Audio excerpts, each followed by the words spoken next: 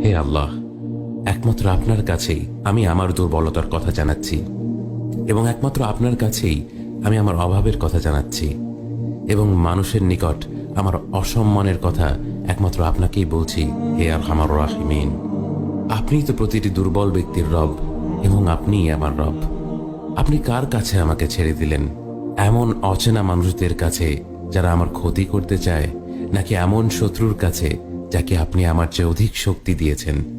হে আল্লাহ, যদি আপনি আমার উপর রাগ না করে থাকেন তাহলে এর কিছুতে আমার কিছু আসে যায় না, কিন্তু আপনার আশ্রয় পেলে আমার পরিস্থিতি আরেকটু সহনীয় হবে। হে আল্লাহ, আমি আপনার চেহারার নূরের কাছে আশ্রয় চাই, যা সব অন্ধকারকে উজ্জ্বল করে দিয়েছে, যা দুনিয়া এবং আখিরাতের সব বিষয়ের সংশোধক। আল্লাহ, আপনার রাগ এবং অসন্তুষ্টি থেকে আমি রেহাই চাই।